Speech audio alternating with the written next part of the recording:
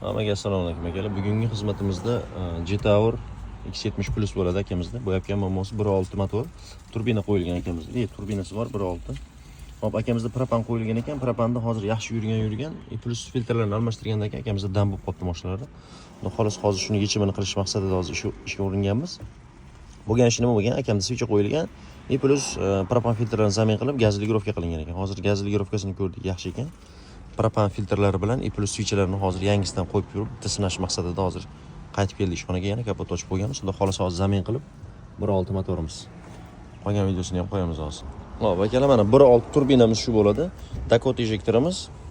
Hop, bizda Yevropa gaz reduktori qo'yilgan. Injektor 48 ga to'lsa, hozir shuni switchlarni bo'shatib turib boshqatdan mana shu switchdan qo'yilgan ekan mana. Korobkasini eslab qoling. Erizon. Bitta ochib turib hozir ko'rishimiz kerak switchning holatini. Mana shu switchni qo'ygandan keyin plus filtrlarni zamin qilgandan keyin gaz nastroykadagi muammo qolibdi ekanmizda. Hop, katoshka zajganimiz mana shu holatda bo'ladi. To'rtta peshkalik.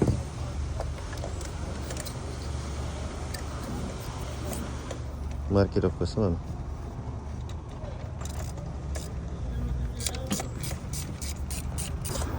Akalar, hop, mana switchimiz o'zi mana Erizon. Switch o'z to'g'ri kelgani bilan mana ko'ryapsizlar, proboy sletlari bor. Bu degani mana buni bobinamiz, mana tekshirish yo'li. Yoniga solib turib mana qo'varadigan bo'lsangiz mana chiqib qoladi. Mana yonni ko'ryapsizlarmi? Zazor. Qancha zazor bor? Ustakalarimizga tavsiya, mana ko'rib olinglar shuni. To'g'ri keladigan, kelmaydiganini shundan bilasizlar. Mana switchni qo'ygandan keyin o'tvormaslik kerak. Mana oddiy misol, mana shu mushtuk qisib qolish kerak buni. Mana yonida zazori bor mana. Bunga hozir normalniy switch qo'yamiz, xudo xolasa akamiz chop beradilar xotirjam.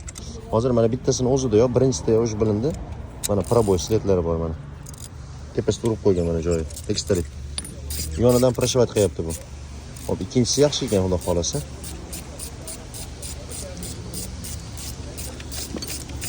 Hozir 3 bilan 4 ni ham qo'ysak, xudo xolasa.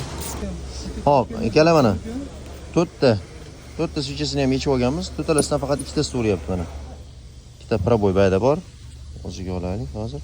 Mana ikkita proboy slet. Mana birinchi silindrda ham bor ekan. 1 3 ta bor ekan. 2 1 mana 1 edi, mana 2 edi. 1 bilan 2 da bor ekan, 3 bilan 4 da yo'q. Endi hozir mash ketish bo'ladigan bo'lsa, bu siltab bir narsaga oqibatga olib keladi. Shuning uchun imkon darajasi switchini yaxshisidan qo'ying, plus tekshirib oling o'zingni ham mana akalar. To'g'ri, bu yomon switch demaymiz, lekin faqat tushmayapti mana, yoni o'ynab qolyapti mana, keng. Mana ko'ryapsizlar. Mana shunaqa narsa kuzatilmasligi kerak, xudo xolasa. Hop, akalar, mana switchimiz hozir boshqa o'zimizdan qo'yapmiz. Shuni ko'rib oling mana. Tushgandan keyin mana qo'yib yubormaydi. Plotni tushadi, plus muammo qilmaydi, xudo xolasa. Xizmatlar bo'yicha bemalol o'zimizga murojaat qilaverasizlar. Mana hozir qotiryapmiz. Yurib zayiz qilib olsak bo'ldi, o'zimiz uchun sinab olsak. Hozir shu yig'ib bo'lgan holatimiz 1.6 motorimiz shu ko'rinishda bo'ladi akalar, eslab qolasa, turbina 1.6 G-Tower.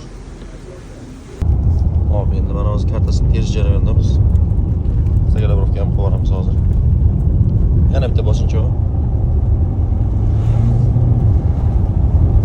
Boshqacha.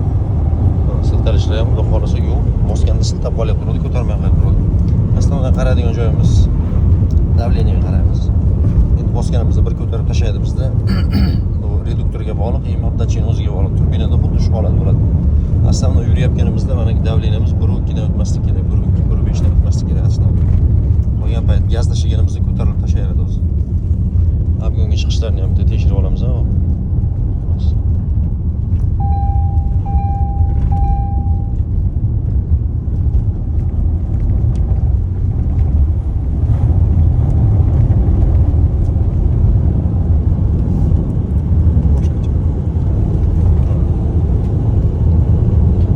Switch qo'yayotganda imkon darajasida e'tibor beradigan joyda o'zingiz ham bundoq keyingi safargisiga qarab turasizlar.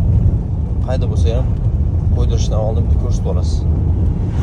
Xudo xolasa xizmatlar bo'yicha bemalol murojaat qilaverasizlar.